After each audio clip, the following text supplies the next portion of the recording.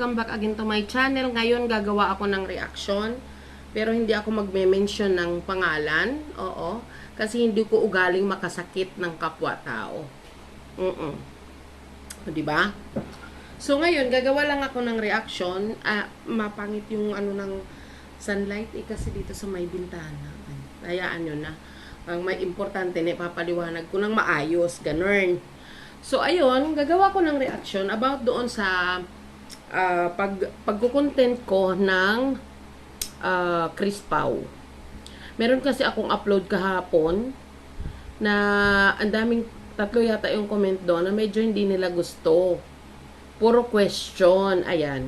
Pero bago po ang lahat, ayan, welcome back to my channel again. Sa mga hindi pa hindi pa ako friend dyan, friend din naman ako kasi friendly ako, Charis.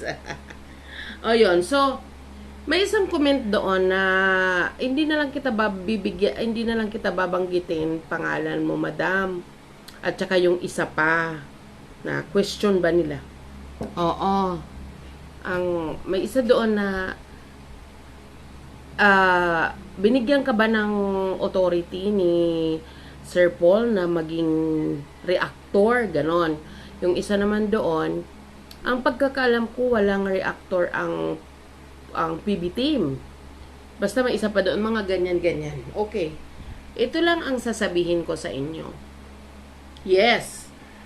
Meron pa pala isa, ang binigyan lang daw ng karapatan si Nars Nora.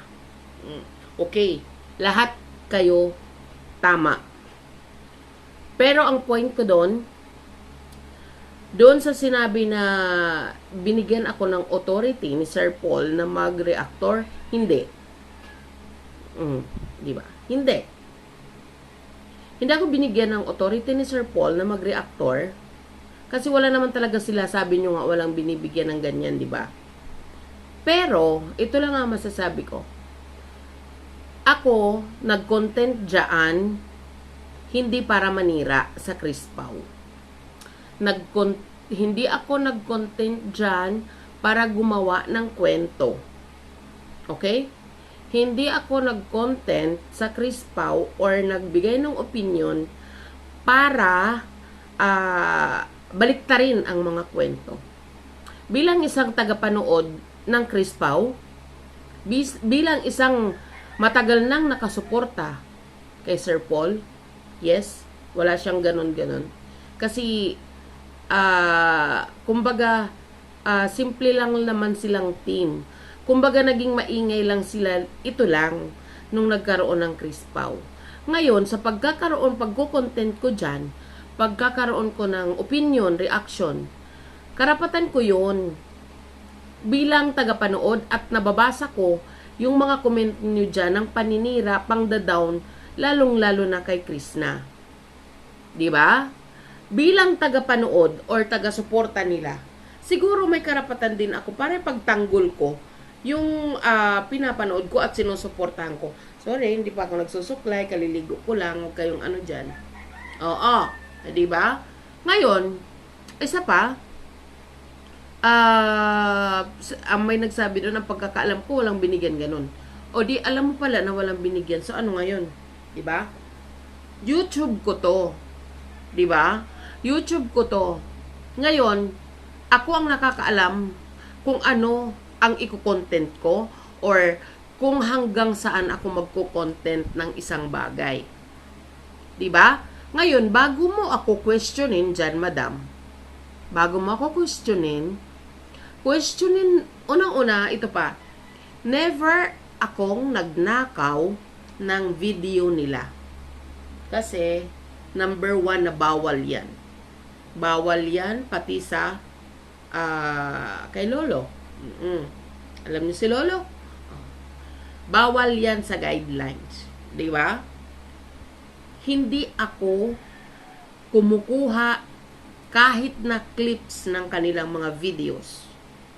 Diba? Kasi talaga hindi yan tama.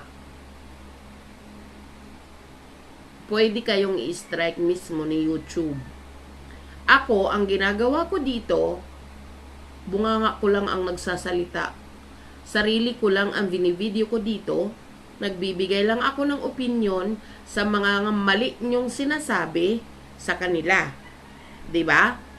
Kasi ako ang pinapaniwalaan ko yung PB team, si Sir Paul. Kung anong lumalabas sa bibig niya. Pero kayo, parang ang hirap nyo umintindi. Sisiraan nyo, gagawaan nyo ng kwento yung dalawa, at gusto nyo pa lahat ng moment nila ipakita sa inyo, which is very, very wrong. Ngayon, bago mo ako pagsabihan, bago mo ako pagsabihan or tanungin or whatever it is, pansinin mo muna yung napakaraming nagko-content dyan na kinukuha ang mga clips ng PB team. Kumukuha ng videos, na kahit nangangalahati, kumukuha sila, which is hindi talaga dapat ganon. Bakit? Kasi, imbis na yung video na yon, ang views nun ay mapupunta lang sa PB team, nahahati kasi kinukuha ng iba. Para maintindihan mo, madam, bago mo ako sitahin, madam, ikaw na nag-comment ka dyan, yun ang sitahin mo. Oo, kasi ang pinapanood nyo sa kanila ay videos yan ng PB team, which is mali. Ikaw, ako dito, wala kang nakikita na videos na ipiniplay ko dito. Oo, kumukuha ako ng pictures nila. Marami namang nakuha ng ganun 'di ba? Pero pictures lang nila 'yon. At wala akong masama na sinasabi patungkol sa kanila. Bagkos kinokorek ko yung mga mali nyong comment diyan. Kasi minsan nagiging demanding na kayo. Na kahit sisiraan nyo, madikit lang yung bata doon sa ibang PB team, gagawaan nyo na ng issue. Ginawa nyo nga ng issue dyan kay Dong 'di ba? Na kung tutuusin, mga kuya niya yan. Di nyo na sila nire-respeto. O 'di ba? Wala akong sinasabi dito sa kanilang masama. Kinokorek ko yung mga kinokomment nyo doon sa mga videos nila. Bakit? Nababasa ko. Lalo na pag nagla-live, dinidemand nyo. O, 'di ba? Hindi 'yun tama. Ako dito, boses ko lang, laway ko lang. Ang lumalabas dito. 'Di ba? Ang pagsabihan nyo, yung mga kumukuha ng videos nila. Kasi bakit? Imbes na doon mapapanood yan sa may-ari ng mismong videos na yon, nahahati. Kasi kinukuha ng iba. Yun ang sitahin mo. Ako, YouTube ko to. 'Di ba? Karapatan ko kung ano i-content ko dito. As long as hindi ko binabiolate ang guidelines ng YouTube. Wala akong binabiolate na guidelines ng YouTube. At yes, ang pinapayagan lang ni Sir Paul, si Madam Nurse Nora, pero hindi naman ako kumukuha ng videos nila. Huwag kang manood kung ayaw mo na, kung hindi mo gusto ang opinion ko. Huwag kang manood dyan. Kasi meron din naman na gusto yung sinasabi ko dito. Pinapanood nila ako. 'Di ba? Kasi love ko ang PB team. 'Di ba? Malay mo. Makarating ako ng Davao next year in God's time. 'Di ba? At ikaw, bumili ka na ba sa PB Apparel? Bumili ka muna bago ka magkuda-kuda dyan. 'Di ba? Huwag na kayong ganyan. Napaka-hater nyo naman. 'Di ba? Bigyan nyo ng chance kung alam nyo naman walang ginagawang mali at hindi sinisiraan yung ating hinahangaan. 'Di ba? Bago sinusuportahan. Kaya napaka-hater nyo naman. Napaka-bitter nyo. Hater na, bitter na, lahat ng charis. 'Di ba? Kayong ganyan. 'Di ba? Napakainit na sa Pilipinas. Napakalaki ng korupsyon na sa Pilipinas. Ito na nga lang yung ginagawa nating stress reliever Hahadlangan nyo pa. 'Di ba? Kung ayaw nyo manood diyan, di skip nyo. Daming pwedeng panoorin. 'Di ba?